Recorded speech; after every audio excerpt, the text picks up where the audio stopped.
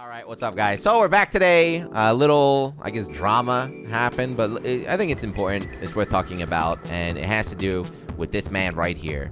Oh my God, look at that. He's the villain. Look at that evil face. Look at that evil smile. The villain of Tekken right now. The main man, Sweden. It's not just him. There's a couple other people here. So quick breakdown, if you don't follow Tekken, is that the much anticipated Tekken Season 4, is this what it is? But the new update came out. It came out today, halfway. The rest is coming out tomorrow. The DLC is coming out tomorrow. But a certain few select streamers slash content creators slash influencers, I hate that goddamn word, were given early access. We don't know why, but just a group of, they're all in what?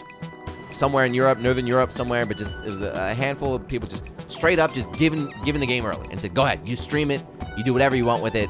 So this is the most famous one, but there were a couple other, and there were some guys that didn't even play Tekken that were given a copy here. And that kind of just, that set everyone off. No, actually, it set the other content creators off. I think the random fan or the viewer is excited. You know, people love, even though I highly disagree. I hate getting leaks. I hate getting information early. I hate getting my surprises ruined. But some people don't care. They want information as soon as possible. But anyway, so these guys have been streaming the game now for 12 plus hours, and the other content creators are not happy. Here we go. First up, Spaghetti Rip here. He's he does a lot of commentary. He's a player. He makes YouTube stuff. He says, I don't agree with certain people getting Season 4 patch early. I'm not mad for not getting myself, but the peer discover, which is super fun for the community, has been jeopardized. So Spaghetti is a good point that kind of discovery period where everyone gets it together is gone, because now you got some guy just by himself just throwing out all the information for everybody. So I agree with that. I disagree that he's definitely mad. He's definitely mad. I'm not mad. You mad. It's fine. You can say you're mad. It's okay. You can say you're mad. These guys are all mad. They're all mad. They got good reason to be. But just say you're mad. Just say you're tight. Next up, Rip. Everybody loves Rip here. So Rip said, I would prefer everyone got the game at the same time. So we could all discover and share the discoveries at the same time. Patches a few days after, etc. Maybe next time, right? It's the same thing as Spag right there. It's the same kind of idea here. But the comment from this guy, this is a good point. He says, one thing I'd say is this. No one would have said anything if you and Aris were the ones who got the early access. So that's interesting to me. So all this drama, like the main complaining, even though Spaghetti Rip's from Europe, it was mainly America. There was a lot of American West Coast people, especially, very angry. And it's really weird, right? Because usually it's California. Usually West Coast are the ones that get that kind of shit, like early access, exclusive invitation. You know, we're having the finals in California. We're doing all this stuff in California. So it was weird to have just out there in Sweden for some reason. Now these guys are like the VIPs and they get it. But Rip responded to this guy. He says, hell no. Everyone would have complained for the same exact reason. It's one thing to give content creators early access to prepare, to show release on content today, but it's not to let them stream and spoil the new content. But yeah, that's fair from Rip. The big one, though, I was saving for last. Everyone's favorite, the angriest man today. I couldn't believe it. I've never seen Aris this heated, but yes, Aris, the godfather of American Tekken right here, says Namco doesn't deserve the free advertising they get from creators. Like, god damn. That first line, I was like, damn. All right. Devs need to realize that the game is nothing without its players, creators, commentators, and tournaments. I think I'll wait for Tekken 8. Maybe they'll get a clue on how to handle rolling out content. So Aris is very, very angry. I don't get it. They definitely messed up, but he was furious here. And look at this. The reason why I didn't want to, I was thinking about typing to him and be like, Aris, can you explain a little bit more? But then I saw this. Aris, somebody says some dumb shit, but this is one of your best takes in a while. Awesome. Fuck you. Aris, shut that guy down. I agree. I like that tweet. I was like, I'm gonna let him go on his own there. But so Aris's point here, this is what, to me, this last one right here, right? So devs need to realize that the game is nothing without its players, creators, commentators, and tournaments. I think I'll wait for Tekken 8. Maybe they'll get a clue. So Aris is really, really angry. Now, I woke up. This happened while I was asleep because I live in Japan, right? So I woke up. I saw the drama. The first thing I thought was that this had nothing to do at all with like the actual devs or Bandai Namco or anything out here in Japan. Is definitely some rogue agent out there in like Western Finland in an office of like 2 people who thought it'd be good to just hand out some codes. He didn't actually think or have any idea of kind of like the implications, like the things that would happen from that. You know, we've seen it happen with Capcom, and I also work for a very big company that has branches all around the world. So sometimes you have, you know, global releases, or you have to work together with overseas offices, and you know, things definitely slip through the cracks all the time, right? It's impossible. It's impossible like that.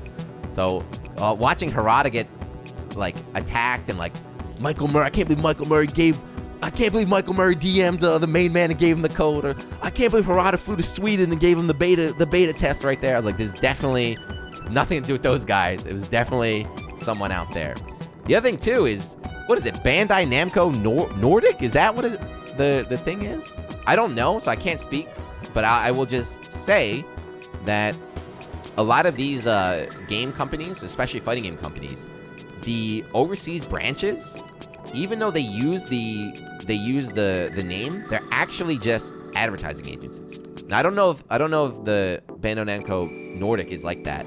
I'm not going to mention other companies, but I know some of these are just advertising companies. Like, you pay a company to handle the advertising in that region, and so in order to advertise, they use the company name right there, right? That's like the agreement, but they don't actually have any control over the game or anything. But anyway, sorry, I'm rambling. So real quick, like I said, I was like, this probably nothing to do with Harada. Harada's getting attacked, and then he comes out and says this. So yeah, it's a horribly nonsense operation. I don't understand the marketing sense of the European team. Also, you should stop thinking that I'm giving some instructions every corner of the world from 1 to 100 like God. So there. So 2 points. Basically, the 2 points of this video, aside from share the news, is that 1, if there's any aspiring community managers, community leaders, I don't know, developers or whatever, do not give out early access codes. It happens. I know people all the time get early access, but never give it out for the intention of a streamer just promoting the game. You don't need this man right here to play the game 24 hours. This is not going to do shit. This is not going to help sell copies, not going to do anything. The game is coming out in 24 hours after, and everyone is going to blow it up together. So doing it 24 hours is not going to change anything, right? The hype is there. It's going to blow up. Everything's going to be good. There's no need to give it early codes out, not just for Tekken, just any game. Just don't do it. Don't do it. And then on the flip side, to the random Twitter guy who's furious at the devs, you need to understand that Harada is not God. It happens for other games too, right? There's so many people involved with everything, right? Just slow down for a second. There's some random dude in Greenland or something. The dude lives in a log cabin in the mountains. If he messes up, you guys go after the dudes out here in Japan. Like, hold on, just relax. I'm sure there was a misunderstanding. Just chill. But yeah, that's it. Anyway, and then one other thing too is just to show, while everyone in America is getting really angry, you know, that's all they do. They get angry, they fight, they attack people. I was using my brain. So I did a quick Google Translate. I hit up Google Translate. It's very, very easy. And I sent a message to Bandai Namco Nordic. I said, Tajunare, my name's Juna. I make a lot of Guilty Gear content. Can I have an early access code for Guilty Gear Strive? They said, where do you live? And I told them, I looked up the most Nordic sounding city I could find. It's called Omskomstvik, the Vastamomorland. And look at that. They gave me the code. Thank you. Text fall. Thank you very much. So guys, I got Guilty Gear Strive ready to go. I got the full game, all the DLC, everything. Holy to Soul's in there too, by the way. He's the last character. But yeah, anyway, that's it. Let me know what you think. What do you think? Do you think it's fine to give the main man the early code? Do you think it's fine to give content creators early codes? Does it bother you? I feel like if you're just a viewer, it doesn't really bother you. Or do you kind of agree with the players, like, or the content creators like Aris and Rip and them, that no early access, everyone gets it the same day? I don't know. But let's talk in the comments. I'll see you guys in the next one. Peace.